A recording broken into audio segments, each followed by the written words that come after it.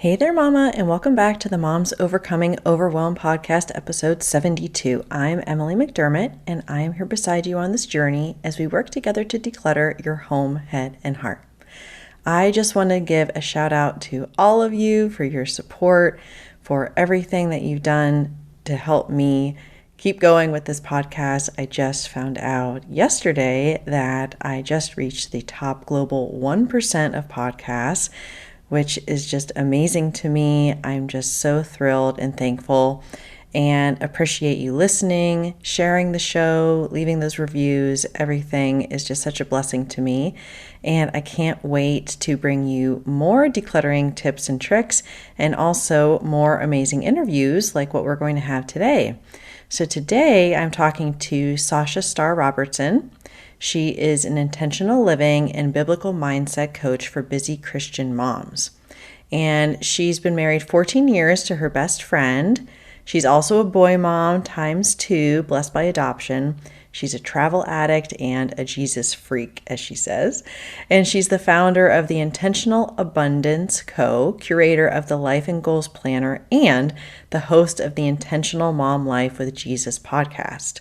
Sasha is also launching a couple different amazing things. She just recently launched her course, Seek First, Faithful Foundations for God First, God Focused Living, and is going to be launching a scheduling course in January. And today I'm going to be talking with her about how we can declutter our schedule to make room for what matters most and to have a more intentional motherhood. Now, obviously, you can tell by the name of Sasha's podcast and also with what she does that she focuses on Christian moms specifically. If you are not a Christian mom, I know that you will still get a lot from this conversation because it's all about how we're able to pause, take stock of our values, be more intentional with our time. And I think that you're really going to be blessed by this conversation. So with that in mind, how about you grab that notebook and pen and let's dive into our conversation with Sasha Star Robertson. Hey there, Mama. Are you tired of all the stuff crowding your home, calendar, and mind? Do you wish you could say goodbye to the endless to-do list running around in your head? Want to declutter but don't know where to start? You're in the right place. Welcome to Moms Overcoming Overwhelm, where you will find proven and practical solutions to declutter your home, head, and heart. Hi, I'm Emily, a wife, boy mom, and simplicity seeker. I struggled to get pregnant and felt overwhelmed until I discovered decluttering could create the physical and emotional space I needed to become a mom. Now, 2 kids later, I've transformed my life and motherhood by developing simple systems around decluttering, capsule wardrobes, kid stuff, cleaning and tidying, meal planning, time management, and more, and I can't wait to share them with you.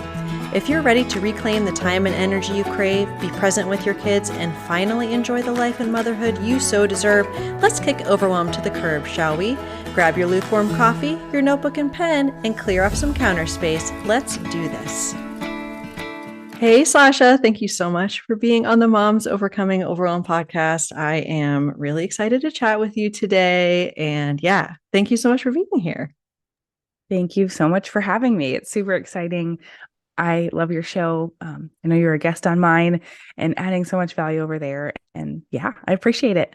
Yeah, so we connected through the podcasting space, and likewise, I love your podcast and also just your mission and how you help women, and we're very aligned in that regard. So I was hoping you could introduce yourself a little bit about you and your family, kind of the women that you serve, and when you're not doing all of those things, which probably take up a lot of the time, what other things you like to do?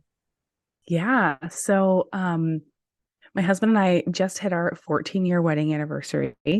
So super fun there. We spent the day having brunch and then tore down a wall in our home that we've been staring at for like a year. We had a friend come over who incepted us, and he's like, it would be really cool if this wall wasn't here. And I never thought of that before. And I was like, yeah. So that was fun. And both of my boys came to our family through adoption. So we are definitely a family blessed by adoption. That came after a decade of infertility. We live in Alaska. And so it's beautiful, fresh air. Finally, the snow is melting.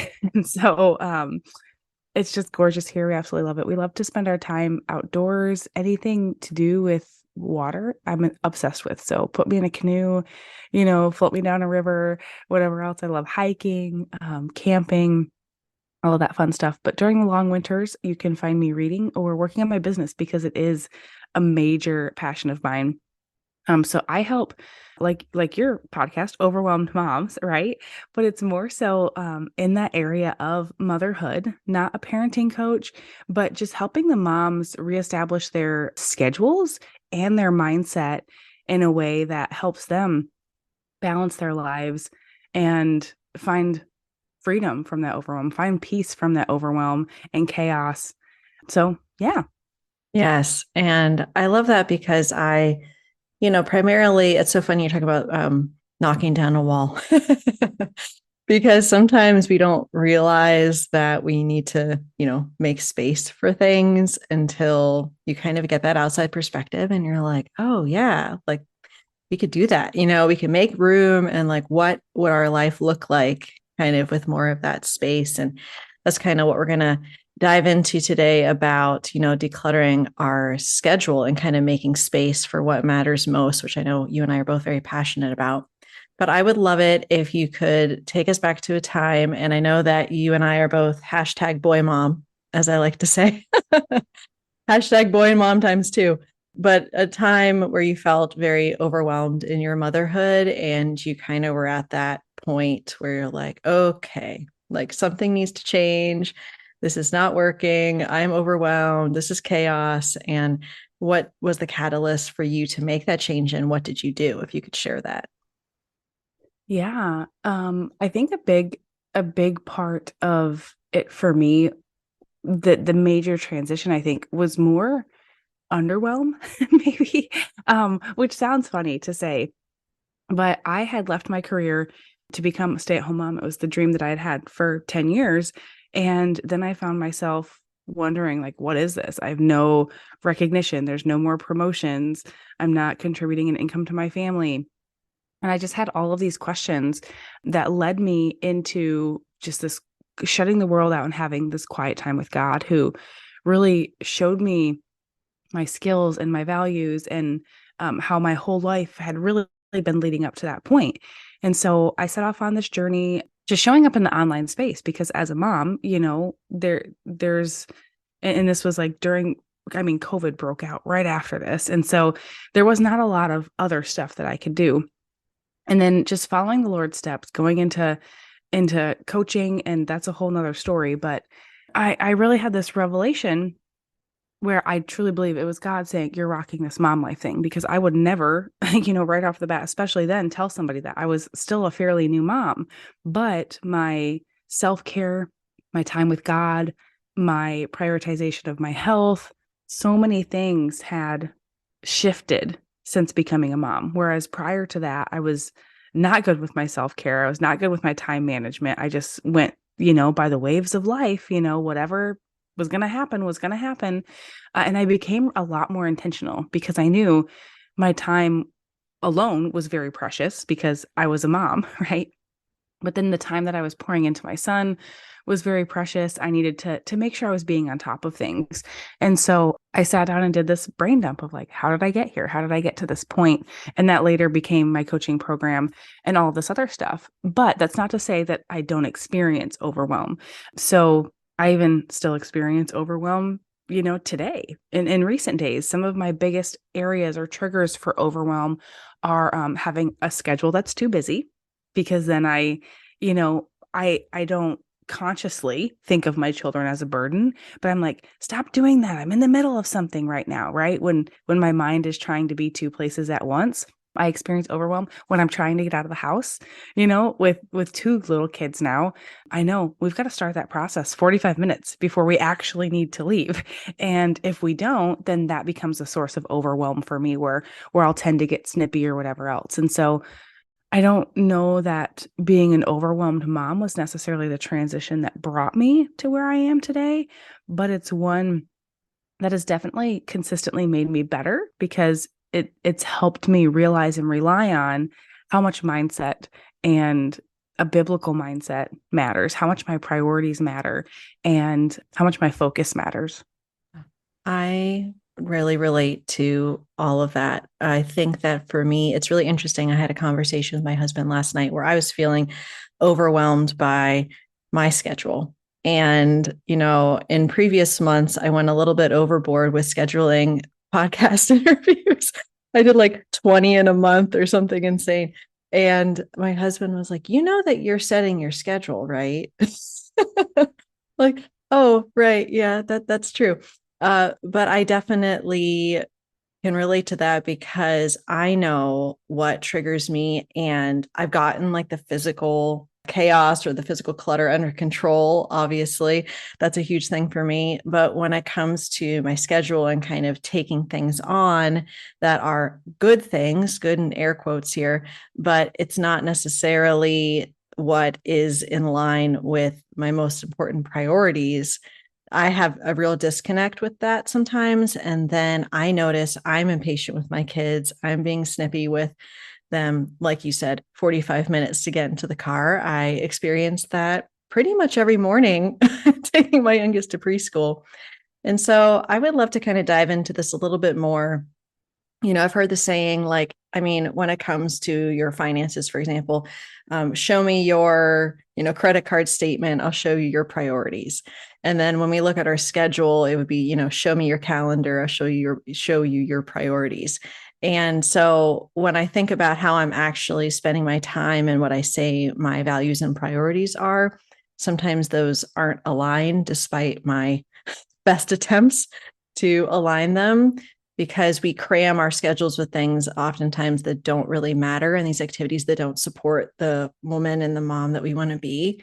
So I would love if you could walk us through sort of your recommendations and steps for decluttering our schedule so that we can actually live that more aligned life with our values and what we say is most important to us. Because, like you said, our time is precious, our energy is precious, our attention, all of these things, I call them our most precious resources. But oftentimes, the activities that we're doing are not giving that return on investment, on our time and our energy. So tell us, Sasha, help us. How do we declutter our schedules? Absolutely. I love that quote. And when you had said that, I was like, I don't think I've ever like made a post with that or said that on my podcast or anything. But I'm like, it's so true. Show me your calendar. I'll show you your priorities. And the number one thing that comes up for me when you're saying that is integrity. And I think when a lot of people want to define integrity, they're like, oh, it's doing the right thing when nobody's looking or, whatever else. But really integrity, it's kind of like balanced scales, right? It's like I say this is what matters. These are my priorities. And then I do that. And I think that's the number one thing I find a lot of us have a tendency to not live in integrity. We're like, oh, God is number one. I'm so thankful. Like, I love him. I want to pursue him. I know, that's what the Bible says. Like, this is how we live this fruitful and abundant life. But then they always put their time with him, their prayers, their scripture reading on the back burner. It's like, that's not integrity. There's not a matching up. And so I think number one, I'll give a few tips here. Number one is to know your values. Take some time to sit and process and journal and write them down.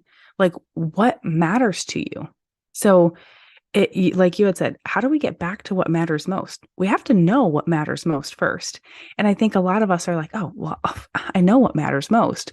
Take the time to think about it, process it, and write it down somewhere. What happens when you write things down is it goes from this free floating space in your brain where it's kind of like this mental checklist of like, oh yeah, I got to do this, I got to do this, I got to do that. And it processes it through, I think it's the hippocampus, a different part of your brain that actually allows you to take action from that space. And it naturally causes you to take action from that space. There's proven studies that just writing down your goals at the beginning of the year is more likely to make them happen, because just the way that our brains work neurologically. So number one is to know your values, know what they are very, very clearly. Number two is to recognize and honor the season of life that you're in. So the season of life where, maybe your business is able to be a big focus and you are able to do 20 podcast recordings in a month. Maybe you'll have a season for that. but it's probably not going to be the season while you have a newborn. You know, maybe you're in a season with a newborn and you've got 6 weeks where you're basically attached, have a baby attached to you that you're taking care of 24/7. Maybe you're in a season of it's sports season for your kids where you're at games and practices almost every day of the week. That looks different. And so recognize the season of life that you're in, what it entails, what it requires of you, and then honor that season, especially when you're giving your yeses and nos to other things. My number 3 is then to pray over all of your goals and plans for the season. This is something that I think people skip over all the time where, we're like, oh, this is what I want to achieve this year. This is what I want to do for my business, or this is what I want to do in my season, or are just writing things on their calendar, but they haven't taken time to consult the one who's outside of time, who knows us and knows what the future is going to hold. There's been so many times where I thought I was going to do this course in this season. This is something that just happened to me, in the last few months. It was December and I thought I was doing this course starting in January. That was my plan. We're doing this course in January. Hadn't registered, hadn't taken the steps. And I'm like, what is this? It wasn't just like my laziness. It was like there was something there. And so I stopped to pray about it. And I heard back, just because January 1st doesn't mean we're going to like gung ho and like jump into things just because that's what the world's calendar says. Like God had very different things for me in that season. And it was amazing things that were able to bless many and myself and my family, right? And clients. But if I would have just stuck to, nope, we're doing this course, it wouldn't have been as much of a blessing to myself nor others in that season of life. So definitely pray over those things. Number 4 is to say no. Amen. As women, as mothers, as believers in Christ, just the list is never going to stop of other people coming to us for requests, for needs, for desires. There's always going to be people in need around us and desiring something of us, our energy, our time, our finances, whatever it is. And by knowing your values, by recognizing the season of life that you're in, by having those clear and present in front of you, it makes it a lot easier for you to give a very wise yes or a discerning no. It's not frivolous. It's not just saying no to everything that comes your way, but it's making sure if you give your yes, it's something that you have the capacity for, the time, the energy, the mental capacity, right? It's something that you're actually going to give it your effort. You're not just saying yes and then going to do it halfway because you're doing it begrudgingly. You're giving a yes because it is truly your best, but be willing to say no. In fact, I say no probably more than I say yes, because every time I say yes and I don't mean it, I don't have a full-fledged yes, then I have a tendency to regret my decision. And maybe it's something that becomes between me and that person that asked, right? It's not good for relationships and so on. And number 5, I've got 6 today. Okay. So Ooh, number so 5 excited. is boundaries. Have good boundaries. And this goes back to that, people are going to ask, you're going to have different needs for the season, knowing your values. If something is your value and you are saying no to your values, that's not exercising good boundaries. If you've put something on your schedule that you're going to have your quiet time in the morning and then you keep neglecting that, that's not good boundaries, right? This goes back to the integrity aspect too. If you made a plan ahead of time and you put something on your schedule, then honor that. That's good boundaries. And then number 6 is to incorporate rest. So many people in this 21st century do not rest. And we need to rest regular. We need to rest daily, right? Not just sleep, like laying your head on a pillow at night and sleeping, but incorporating that downtime. It does not equate to laziness if you're not doing something that's productive or tangible, but allowing yourself that space to rest is how we create that peace in our minds and in our lives. It's how we create that space to process, to know our values, to recognize the season of life that we're in, to give good yeses and nos instead of knee-jerk reactions, right? So that's my 6. Love, love, love, love. Yes. And I definitely have done some of this just sort of on the front end of this with like integrity and understanding your values. Have done some of these like either values exercises, or you just kind of can look, even if you look at like a list and you kind of see like what is popping out for you. Like, what are you like, oh, yeah, that is me. That is me.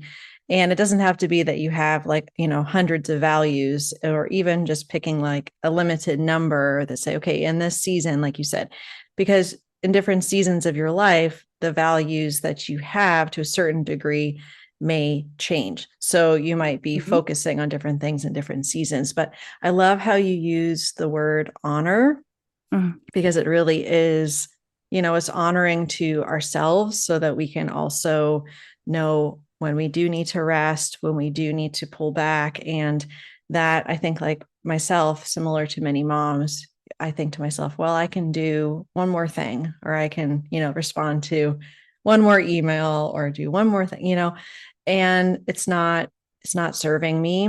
And when we're not honoring ourselves and that sort of voice inside of us that is like, no, it's time to rest, it's time to stop. For those of us, who are believers, we also are not honoring God by doing that either. And I think that that's something we don't really think about. The only other thing I would say is I also really appreciate the reflection and the prayer over your goals and your plans and activities, because it's easy for us to just listen to what the world says. And what the world says is that we should be in all the different volunteer things, at the kids' school, because that's what makes a quote unquote good mom. And the kids should be in all the activities and all the sports, and spend your entire weekend at, soccer practice, and then swim lessons, and then this and this and this. And yes, if that is in line with your family's values and your personal values, go for it. But I find a lot of people, it's more of this fear of missing out, comparison, especially in where I live, the greater DC area, very competitive here. And I've just had to kind of say, no, like that's not what is important to our family, and that's okay. So all of that really resonated with me. And yeah, I want you to be able to provide any other feedback or any other tips. And then I want to kind of review the six that you gave us. Yeah, I'm like, man, there's so much goodness in what you had shared too, because, when you were talking about saying yes to all the things and all the sports and all the activities, I felt overwhelmed. Like that's what I was experiencing when you were talking about that. And I remember I had nieces and nephews growing up, and I was a frequent babysitter for them. And I remember like a huge part of my job was driving them from like jazz class to this, and then picking them up from football practice. And so definitely that's a season of life, right? For moms with older kids, especially the more kids you have, the more activities. I know families who are like, nope, we're all doing taekwondo. That's our thing. Pick one. But I hear everything in you're saying, and like the keeping up with the Joneses. And I'm like, I just don't, I know for myself, my values, I don't want to be that mom that's like, rush, rush, rush. Here we go. Next thing, next thing. Because I remember being rushed as a kid and it doesn't feel good. Right. And so I think that's another thing too, is by incorporating that rest and creating that space, you're able to bring that awareness into your existence and into your planning. I love that you said the one more thing. Just do one more thing. Just send one more email. Like that is a killer. I'm so guilty of that. But it's a killer.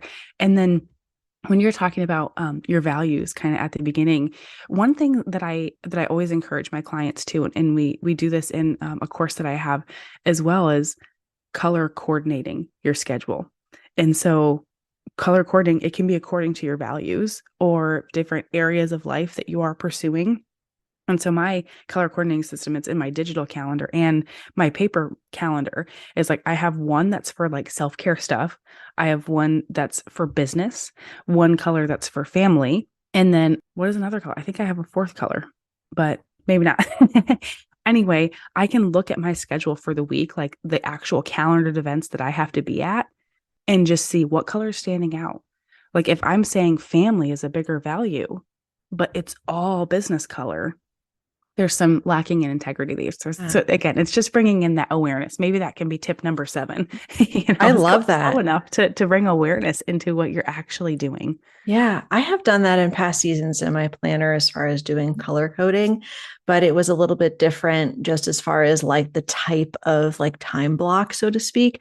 I love doing it by values. That is such a great idea because, again, like you said, it's like a visual representation of integrity. Like, how cool is that? You can actually like see and say, oh, okay. Like, for example, my husband, I was telling him I'm feeling a little bit burnt out right now. And he's like, tomorrow you can go and you can do whatever you want. And we don't want to see you. And I'm like, really? He's like, yeah, but the only thing is you can't bring your laptop and you can't go on social media. And I'm not on social media much except for like for the podcasts mostly and stuff and for my Facebook group. And he's like, you can do it, but those are the requirements. And I was like, oh my gosh. And it was just kind of this feeling of freedom, like, oh, I'm actually going to be able to have that self-care color come through, because it's just been completely lacking. And I recognize that. So, oh my gosh, this is so great. Okay. Do That's you super want to? good. I just want to say something to that really quick too. Same thing. I have a personal day each month. My husband and I agreed on this. This is something he gets one, I get one. We put it on the calendar. And all of my personal days, I've left them bummed out because I spent all the day working, doing my like end of month stuff for my business or whatever, which is what I want to do, right? I really enjoy that. But then the day comes over, I'm like, I wanted to take a bath. I wanted to do my nails. I wanted to go get a pedicure or massage. I didn't do anything for just me. And so I hear you that you have a wise husband and He I'm is excited wise. for that time you're going to have. Oh, thank you. Yes. Okay. So do you want to recap your six-ish, six Yeah. plus seven? And then we can find out how we can connect with you too. Maybe it was 8. Oh yeah, sure. Off with Just integrity. list right? all the things. Number 1, integrity. Number 2, know your values. Number 3, recognize and honor the season of life that you're in. Number 4, pray over your goals, your plans for your schedule and your schedule. Number 5, say no. Number 6, boundaries are so important. Number 7, incorporate rest. And then number 8 kind of piggybacks on that. It creates the space for awareness, bringing awareness into what you're doing. Yes, and go to town with the highlighters if you want to in your planner. Oh my gosh. Thank you so much, Sasha. This is so incredibly helpful. And I'm definitely inspired to become a little bit more, I don't know, tenacious is a word that's coming to mind about my boundaries and saying, having my nose be my nose and that kind of thing. So please let everyone know where we can connect with you, the podcast, any other things you want to talk about. Yeah. When you were saying tenacious, intentional was the word that came to mind for me, which is in my podcast, Intentional Mom Life with Jesus. So wherever you're listening to this show, you can listen to that one. You can also find it at momlifewithjesus.com. Very simple and straightforward. That's going to be the best place to find me. I also have a Facebook group under the same name, Intentional Mom Life with Jesus. That's the second best place that you can find me. And that's where I show up and I add value. I share more scheduling and peaceful living tips, intentional living tips. And then you can connect with me through either of those spaces on a deeper level as well. Wonderful. Thank you so much. I, of course, will link to everything in the show notes. And thank you for coming on and chatting with me. It's always such a pleasure. And I know that the mamas are going to be blessed by all these amazing tips. Yes. Thank you so much, Emily. It was my pleasure. If you like today's podcast, here's what you can do. Just take 30 seconds to leave me a review. I know you're a busy mama. You're overwhelmed, in fact, but 30 seconds of your day makes such an impact. I'll be blessed by your words. They'll definitely make my day. And who knows, you might be entered for this month's giveaway. In Apple Podcasts, scroll down to write a review. Thanks so much for your time. I'm so grateful for you.